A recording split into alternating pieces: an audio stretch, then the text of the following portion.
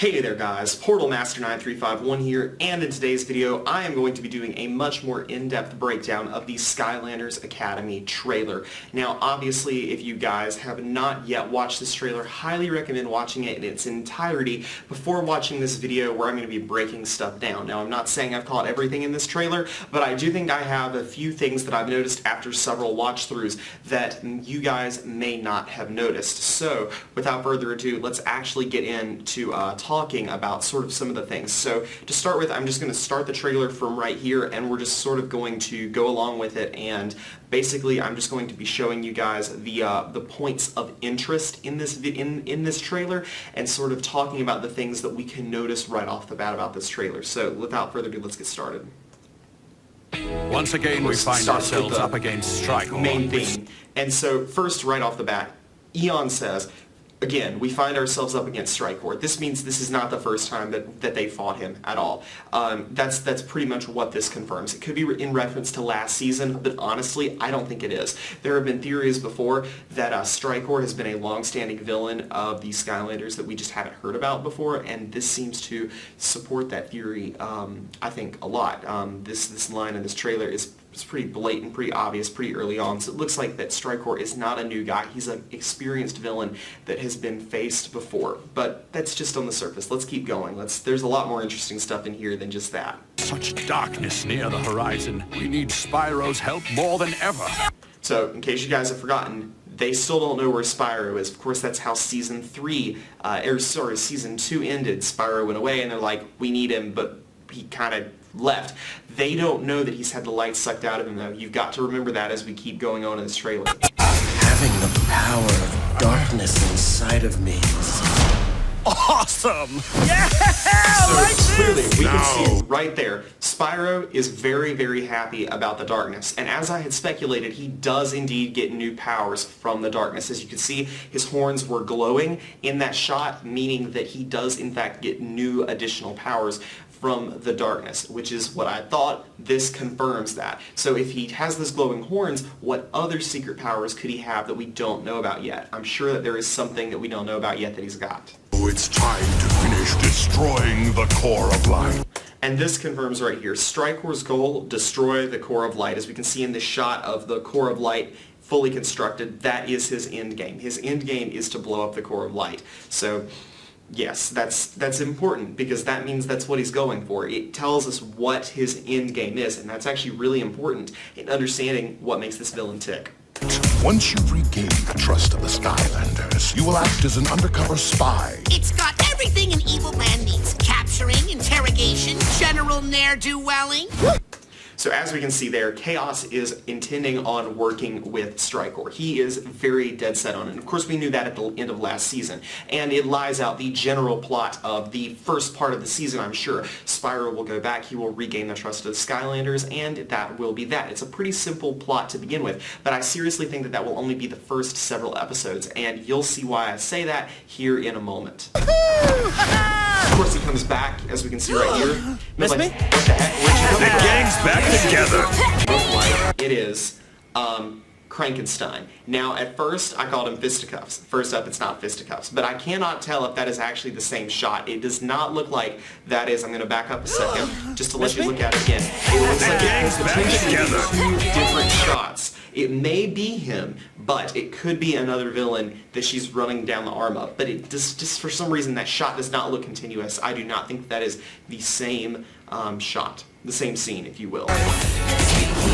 And here we see, of course, Spyro battling Kingpin. Now, I do think that this is the same shot. I'm going to back up again so that I can show why I think it is the same shot. If we see, we actually have Spyro in the ice, and then, of course, Kingpin is also on the ice. Now, they could be actually fighting, or they could be training. Of course, we know that Kingpin is a sensei. He's been training these guys. It could be, and I actually think that that's more likely, that Kingpin is training with Dark Spyro rather than actually fighting. I think it's meant to throw us off. And we see Kingpin is here with a staff. He does not typically wield a staff, or not a staff, sorry. It's like a spear is what he's got in his, it's on the right side, or on the left side of the screen, but it's in his right fin. We see he has a spear. He doesn't normally carry this around. It looks like a training weapon to me. I seriously think that they're not actually fighting, that in fact it is actually a training weapon, but who knows. Now there we see again, they're fighting Malefor. We already knew Malefor would be back. This double confirms that Malefor is coming back. We see Popfizz fighting him for some reason or another. Why might that be? We don't know. Not too big of a deal. We also see Jetpack fighting. They're teaming up. Mole in our midst. So there we go. In case you guys are not familiar with the term mole in that context, it basically means a double agent, a spy, if you will. So basically it does not seem to take very long for them to figure out that Dark Spyro is not all that he seems, that he is the spy. That does not take that long for them to figure out. So I think that the first several episodes will consist of Spyro gaining their trust, and then it'll very quickly appear as if he loses their trust. And potentially this could be around the time that he fights Kingpin. Whether or not he actually fights him is still up in the air, but this I think could be around there if he is in fact fighting Kingpin and not just training. A mole? How? The Skylanders know there's a mole! Obviously, Strikefor's not happy. Strikefor is like, dude, you have one job. Don't get that job. And here, we see a pretty epic intro I am Captain of Chaos and the Doom Raiders, and he seems to have taken on a new persona. This is probably mainly due to the fact that he's being taken more seriously by Strikefor, but what this does show us is that he does meet back up with the Doom Raiders. We weren't sure how his interactions with the Doom Raiders were going to be now that he was teaming up with Strikefor, but this does seem as if it confirms that he will indeed be teaming back up with the Doom Raiders. That's a big piece of info. Chaos. Turn over any and all valuables you have. Oh, seriously, I like this scene. It's pretty change funny. toys from cereal boxes, literally whatever you have. Well, I'm sure. And this is not the same scene. Again, I feel the need to point that out. It jumps from them landing on that little island to them flying off. I do not think it is the same scene, as Glumshanks is not in that scene. However, it could be. Who knows? Maybe it is, maybe it isn't. Somehow I'll get blamed for this. And of course, there we see a new power by Chaos. He's on the ship, he blows the magic out, and he has some sort of new power. He probably gets this from Strikefor. That's what I'm willing to bet. I've begun to think you all could use some outside help. So they're bringing in Flynn. And if you didn't catch that, I'm going to back up one more time. Outside help. That is Flynn's iconic ship. That is the ship from Skylanders Giants. That is the ship that he's flying. Pretty cool if you ask me. That was what I was hoping it would be. And if you guys do remember that shot from, what is it, the one with the Doom Raiders, then this, I think, to me confirms that the Doom Raiders in this picture are on Flynn's ship, because that is the only thing that could be in that picture is Flynn's ship.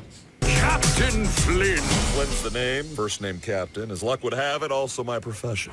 So as it would seem, if you didn't catch that, it does look like Flynn's actual name is Captain Flynn. That's his full legal name. First name Captain, last name Flynn. Small insignificant detail. Also, on this freeze frame that you guys can see, you'll see that it is the Chompy Bone Pit Arena type thing from some of the older games. It's a classic battle arena style thing. Maybe we'll see Brock again. I don't know. That'd be kind of cool if Brock did show up, but I don't know.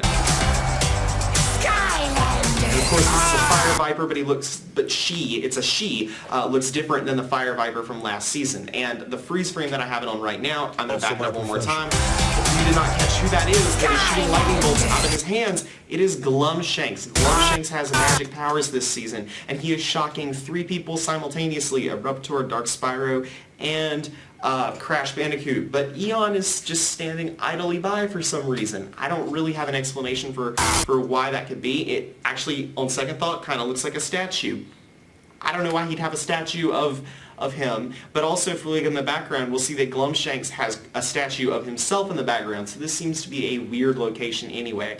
So, not really sure what that is, and the fact that Crash Bandicoot is in this either means that he is in an entire episode or is in multiple episodes. That's what this scene shows us.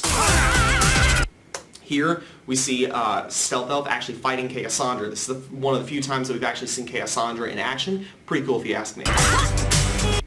And that, in case you did not see on that back again, we have Captain Flynn's ship is doing a dive into an island. And I personally cannot tell. It may be the same island that Glumshanks is stranded on. I do not think so.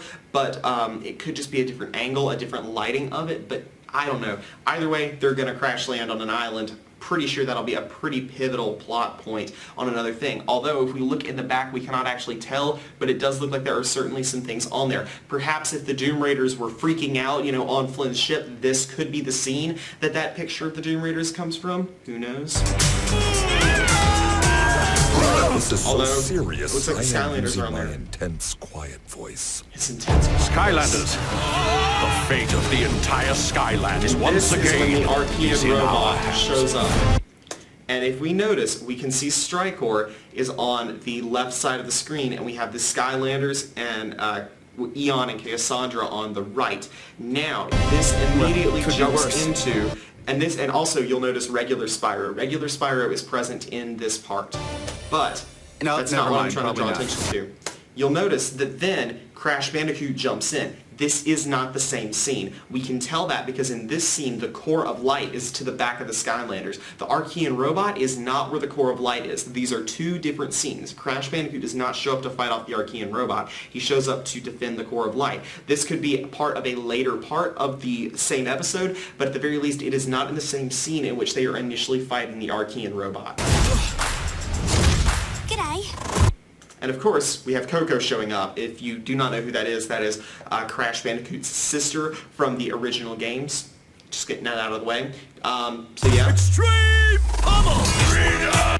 And this scene shows Eruptor locked with a bunch of Mabu and one of the characters, one of the creatures that are the Drows, sorry, that's what they're called, like Brock from Skylanders Giants. That is a similar type of creature here, trying to break out of a jail cell. I am assuming that they probably get captured by Strikor's goons or whatever. That's got to be where this is. But they're leading the charge. Now, there we go, fighting the Archean robot again. Again, not the core of light. You'll notice that if we look in the back, that is, back from where behind the perspective of the Skylanders, it's not the core of light. It's a door, not the core of light. Just saying.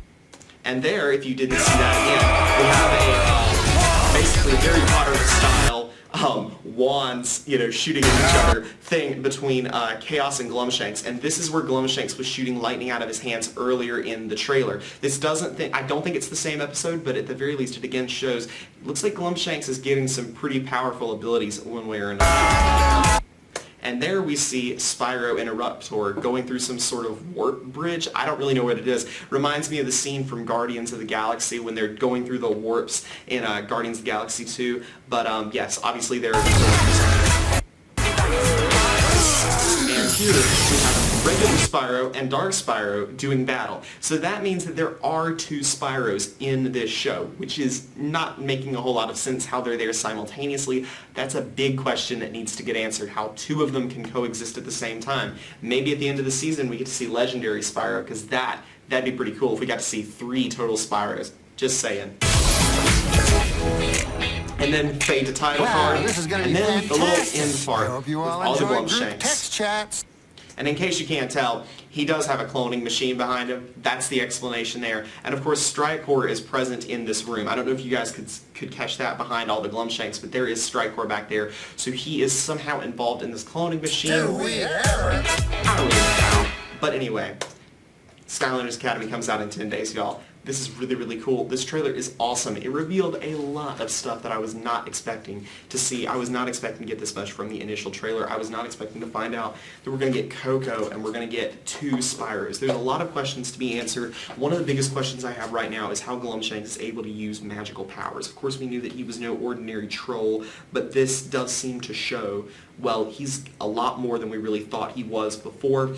Why is he zapping the Skylanders? Towards the end, it kind of looks like he's working with Strikor, whereas before it didn't look like that he was. Malefor is back. We don't really fully understand why Malefor is back. This trailer answers a lot of questions, but also poses a lot of questions. And I do feel the need to point out, we did not actually get to see a single new character other than Coco in the entire trailer. Not a single new character. It already looks like there's going to be a new Doom Raider. We did not get to see who that is. We have heard directly that there are new Skylanders, new faces showing up. Sorry, we also saw Flynn. I'm sorry, we did also see Flynn. But Flynn and Coco, and we already knew that Flynn was going to be in here, and we knew that either Coco, Aku Aku, or Cortex was going to be in this season because we already knew that Crash was bringing back up. So there's still a whole lot of mysteries left to be solved about this season. I could not be more excited. I am so glad they finally decided to release this trailer. It's been a long time coming, and hopefully we'll be getting more information coming out on Twitter over the coming days. But for now, that is all the news that I have for you guys about Skylanders Academy. I hope you guys enjoyed this trailer breakdown. If you guys can think of anything that I might have missed or have anything to point out that I might have forgotten to point out, please do tell me down in the comments below, as I am welcoming all of your feedback. But like I said, that's all for now. Stay tuned for a lot of exciting content. Remember to like, comment, subscribe, and shout out to all my patrons on Patreon, especially Liam Corner, The Collector Creepypasta, and Portal Power CB. That's all for now. See you guys next time.